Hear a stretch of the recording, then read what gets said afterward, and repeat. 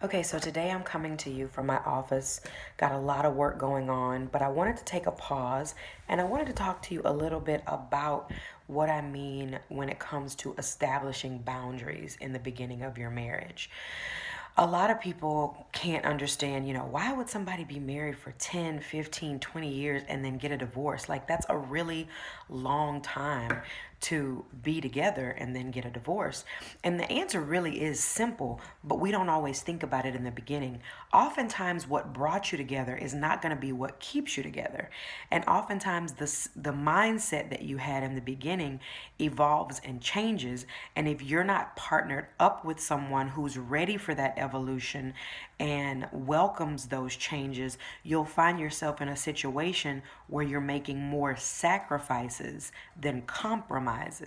And if you've been with me for any amount of time, you know when it comes to those two things, one means you're just giving, giving, giving, and getting no return on investment.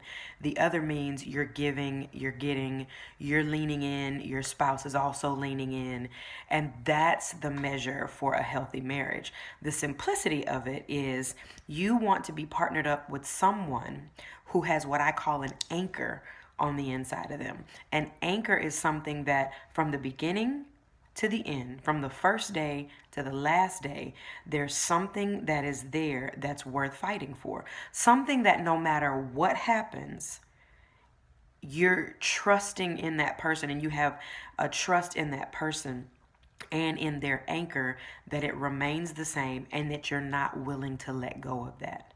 That's what's going to keep you focused on days where you feel like giving up, on days where you think, is this really worth it? It takes you back to that anchor and it reminds you that no matter how tough it may get, what you're doing is absolutely worth it. It's similar to being a parent. Now, I am not a proponent of you parenting your mate. I am not a proponent of you having to be the adult in all cases. What I mean is, parenting oftentimes is hard. You oftentimes don't have all the answers, but there's an end in mind. There's a goal game that you're focused on.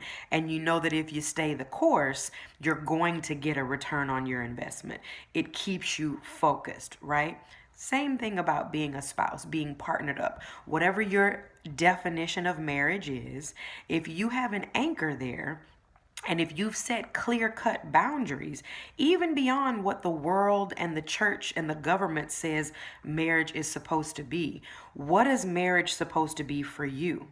What is it that makes you feel safe in a partnership? That's what you need to focus on. And that's going to be your ruler that you're going to measure yourself by each and every year, every 5 years, every 10 years. So again, no matter what goes on, there's something there that's worth staying the course because at the end of it all, you're going to have something that feeds you and whoever you've chose as a partner.